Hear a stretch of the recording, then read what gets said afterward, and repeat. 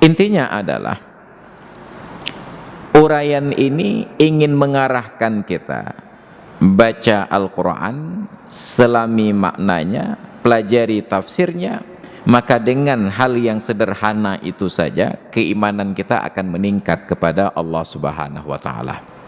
Atau ambil sisi yang lain. Ilmu tanyo benar, amai tanyo benar, kure tanyo benar, ngak selamat dunia akhirat.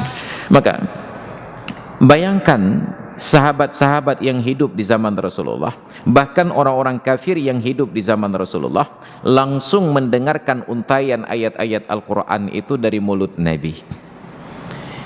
Berhentinya di mana, menyambungnya bagaimana, intonasinya seperti apa, itu sangat berpengaruh. Jangankan bahasa Arab, kita ngomong bahasa Indonesia saja, ketika orang yang berbicara salah menempatkan irama antara titik dan koma, kesalnya luar biasa. Ilen berusaha lunjak ke deh,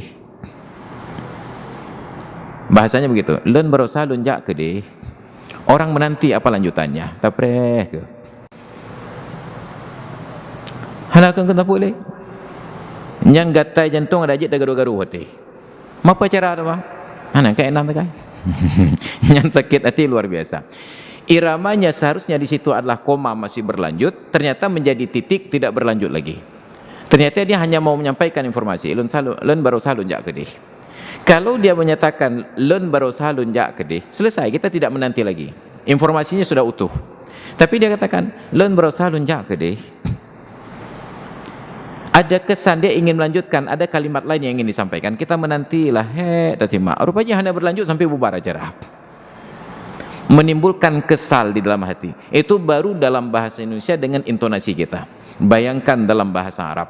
Makanya dibuatlah ketentuan oleh para ulama sastra, ulama ahli gramatika bahasa Arab. Kalamuna lafdun mufidun kastaqim, bahwa kalam, pembicaraan di dalam standar kami para ulama nahwu adalah sebuah lafdun mufidun, yang memberikan manfaat, faedah kepada orang yang mendengar. Kastaqim, walaupun singkat saja, seperti istaqim. Istaqim, istiqamahlah, konsistenlah, luruslah. Itu sudah menjadi sebuah kata, istaqim. Selesai.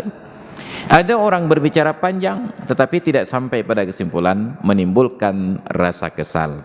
Maka hadirin sekalian yang dirahmati Allah, intinya adalah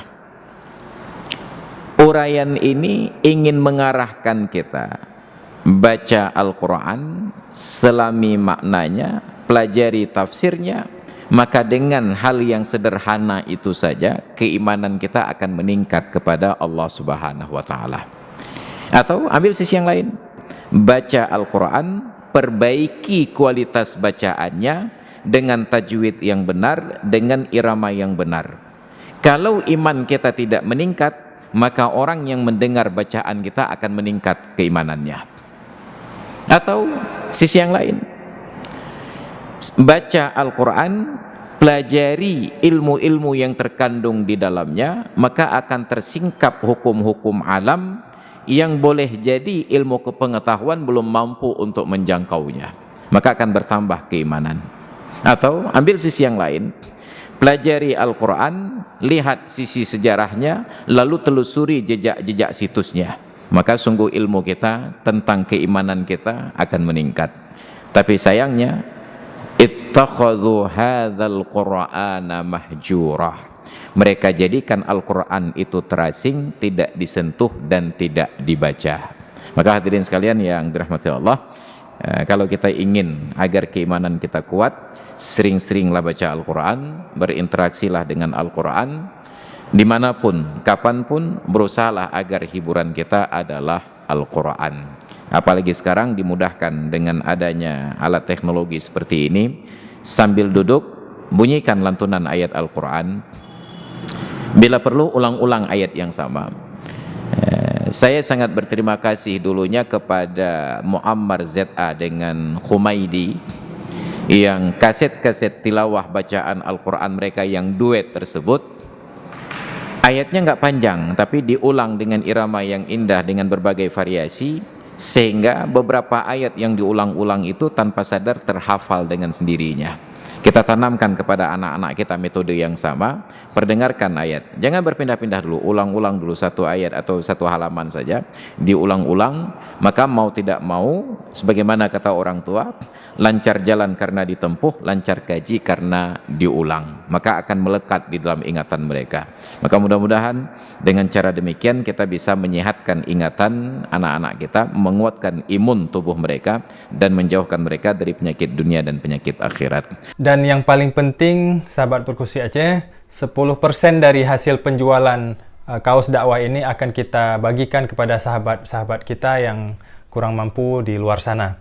Putih di janggut, kuning ngon mise, hantom ta combe tika musola. Walaupun panjang kalimatnya, namun makna dari lirik itu mengajak kita untuk melakukan sholat. Terima kasih untuk seluruh sahabat Perkusi Aceh yang sudah berkontribusi membeli kaos ini. Semoga berhikmah bagi kita bersama dan orang-orang di sekitar kita.